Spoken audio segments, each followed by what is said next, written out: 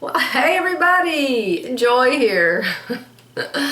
It's been a flustering time that I've been up here at this house so far this week. Let me see, what the heck day is it?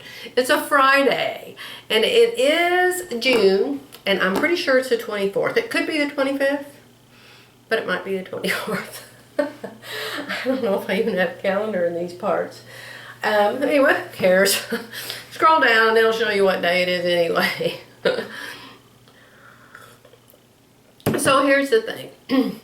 I came up here to this house, as you know, number one, to check on the house because we're gone for long lengths of time, and my husband seems to think nobody ever needs to check on it. So I came up to check on the house, and sure enough, it majorly needed checking on. I walked in the house when I got here, and it was 89 degrees in here. So I called and I yelled at my husband.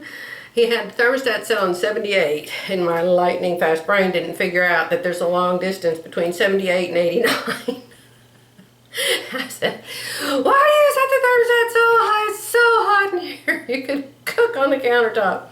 He said, Joy, think about it. You said it's 89 degrees in there. The thermostat's set on 78. Something's wrong. So I went outside and I looked at the big air conditioner box outside, and sure enough, it was dead as a doornail. Not moving, no fan, no noise, no nothing. So I called the air conditioner people, and they said, well, we'll try to get out. So it was like 6 hours later they finally got here. So I had to leave that day and go hide out. I hid out at Panera Bread for about 2.5, 3 hours. Then I hid out at Hobby Lobby for a couple hours. Finally came home. And I met the air conditioner repairman here. Well, just because he was here, that didn't mean I had any air, right? He had to work on it for about an hour, and then after he finally got it working, then you have to wait up to 24 hours for it to get cool again in the house. So that was a really warm and way too warm time to be folding up fabric and cutting up core boards or whatever the heck they're called. So, okay, yesterday morning I woke up, the air conditioner was fine, everything was cool. So I cut up all the rest of my boards, and I took a video of the bookcase and how I rearranged it, and I'll stick it in with this one someplace. Stick video in right here. Pause. All right.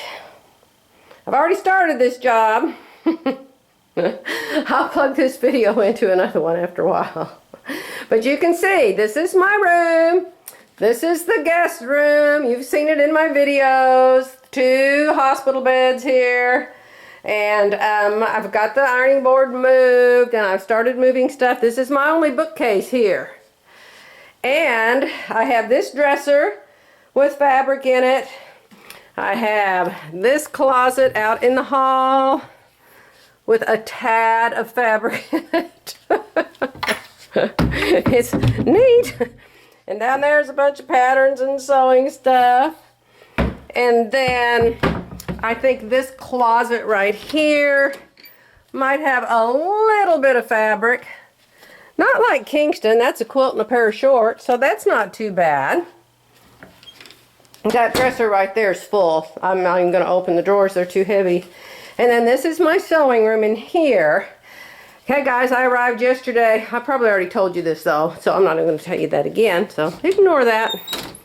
Oh, here's my quilting closet. So that's mostly, down here some yardages, but mostly that is quilting fabric. So hey, not so bad. Let me see if there's anywhere else I have fabric hidden. I don't think so. Not under the beds. You know what? This is going to be doable. Okay, so here's the bookcase, and you can see I've already taken some books off, and I found out that this shelf here is permanent, and the bottom shelf, but that number 1 shelf here moves, and this shelf moves, and this shelf down here moves. And so I'm going to rearrange those shelves so I've got 15-inch tall spaces to put my bolts in.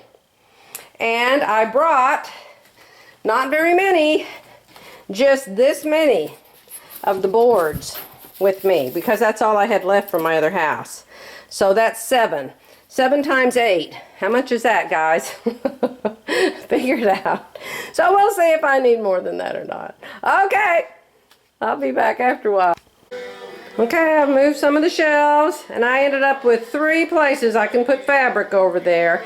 And I hear the music, and I don't want to go to a music jail, so I'm turning it off real quick. So, hopefully you saw the video of the bookcase. And that's before I put anything in it. And so I'll take the camera off in a minute and go show you what I ended up with. Okay, guys. Here's how far I got and what it looks like now. And you can see the room's mess. All the books have to go somewhere, but I'm thinking maybe they can go in this closet behind me if nowhere else. So this is how much I got done. Up there on the top is denims and twills on the right, and over here on the left is all the stretch cotton I have here. You can see I don't have very much yet. This is the shelf there under the pressing aids is all my knits so far. And that one down at the bottom, which I always have the most of, is cottons.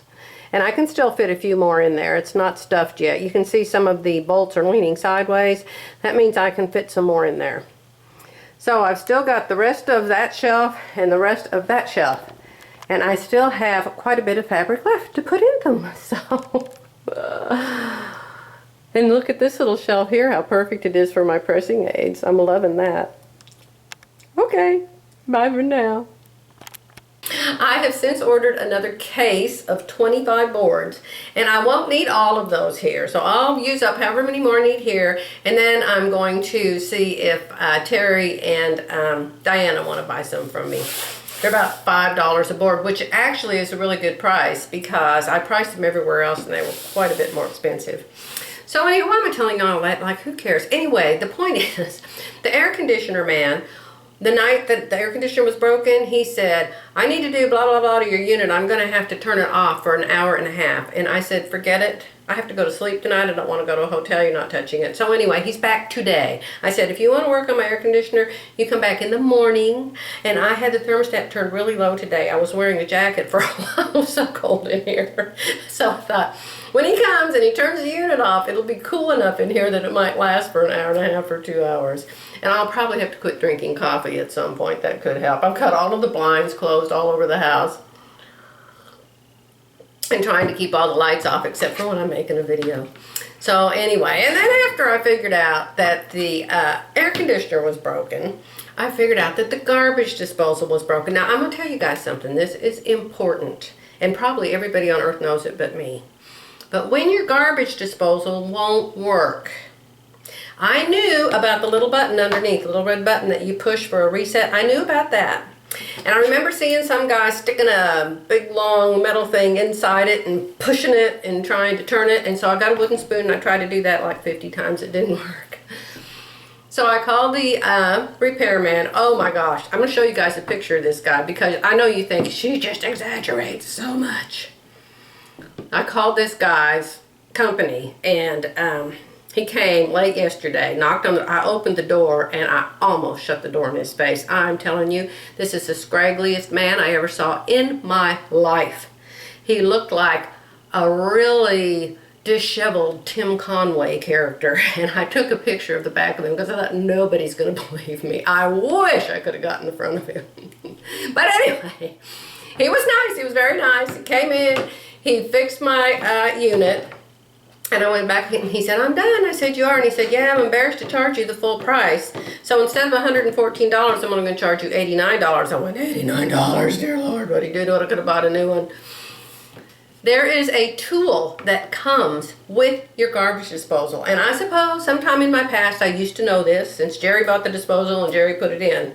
But there's this tool and it's like, it's metal and it's like, bent on one end, then it goes straight, and it's bent up on the other end. And it's like this funky wrench. And what you have to do is get underneath your garbage disposal on the bottom of it. And down underneath, here's your round garbage disposal, right in the middle, underneath. I mean, you have to like get your head down under the sink. You stick this tool up in there, and it fits, and then you go, nyeh, nyeh, nyeh, nyeh, nyeh, nyeh, nyeh, and you turn it back and forth, and it unlocks it. That's all the man did. $89. I haven't even told Jerry yet. But anyway, finally got it cool, got the garbage disposal working, and I got all my fabric folded as far as I could go yesterday. So I'll show you how far I've gone, and I'll let you go, and I'll be back later when the AC's back on and I can turn all the lights on. Okay, bye for now. It's me.